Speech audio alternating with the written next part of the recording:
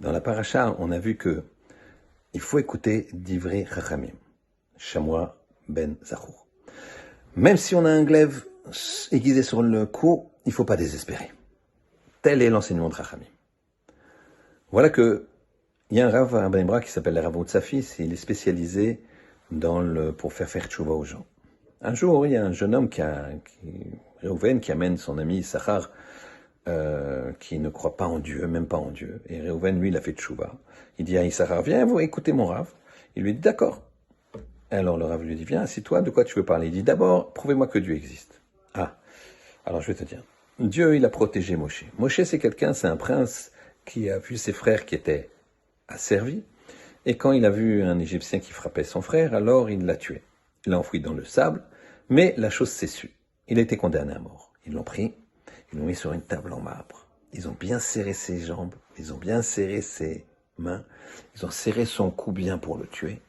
Et puis au moment où le bourreau, il abat l'épée, son cou se transforme en marbre. L'épée rebondit, tue le bourreau, coupe les liens et Moshe s'enfuit. Et donc, tu vois bien que là, il y a une protection divine incroyable. Issachar, il regarde Réhouven, il lui dit, vous êtes bien, vous, hein? Ah, vous croyez des trucs comme ça? Je vois pas la preuve, je comprends pas. Excuse-moi, il dit doucement, c'est n'importe quoi. Et bonjour, il s'en va. Et Réhouven ne comprend pas. Le Rav Mutsafi est spécialisé pour prouver de façon, entre guillemets, scientifique, dans n'importe quel domaine que ce soit, archéologie, astrologie, astronomie, histoire, à quelqu'un que Hachem existe et qu'il n'y en a qu'un. L'histoire apurée, donc ça aurait pu s'arrêter là, mais voilà que 2 ans plus tard, Réhouven se prépare pour Shabbat, et là, il entend frapper à la porte. Issachar arrive, avec 2 grosses valises, et lui dit, il est hirsute comme ça, des cernes noires, il lui dit, je t'en supplie, accueille-moi chez toi, je veux faire Shabbat, je veux faire Tchouva, ouais, qu'est-ce qui t'arrive? Je t'ai pas vu depuis 2 ans, je te raconterai. Et il lui raconte. Tu sais, après, quand j'ai quitté ce Rav, bon, j'ai dit, c'est normal que je sois athée, que je crois pas en Dieu, ils savent pas me prouver, et puis voilà, c'est histoire finie. Et je suis parti au Népal, je suis parti un petit peu à droite, à gauche, en Asie, je me suis retrouvé au Japon. Là-bas, comme j'avais l'air européen, il y a la mafia, certes, je ne savais pas au départ, qui m'ont repéré et m'ont demandé de faire passer de l'argent d'un bout du Japon à l'autre. Et j'avais un bon petit salaire, donc j'ai accepté. Finalement, une fois, il y avait une très grosse somme, et je me suis dit, je la garde pour moi. J'ai pris discrètement mon passeport, tac, mais je me suis fait attraper.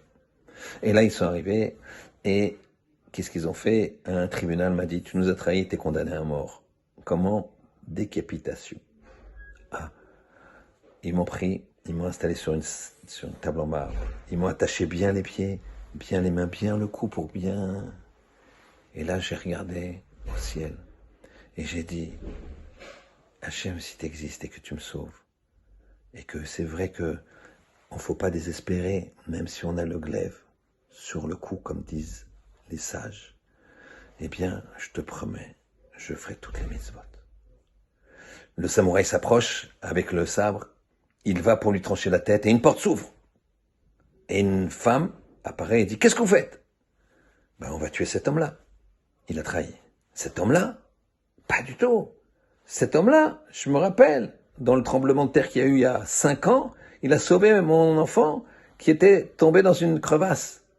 Vie pour vie, vous le sauvez. C'était la femme du chef de cette mafia. Ok. Ils lui ont donné son passeport. Ils lui ont dit, maintenant, tu quittes le Japon. Et me voilà. Voilà. Réhouven a enfin compris. Nos sages, quand ils parlent, même si c'est hors sujet, eh bien, on voit qu'il y a du sens. Il ne comprenait pas pourquoi son maître, Rav Mutsafi, avait raconté l'histoire de Moshe.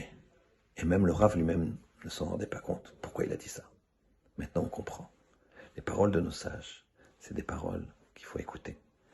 Et ainsi, on se rapprochera d'Hachem. Shabbat Shalom.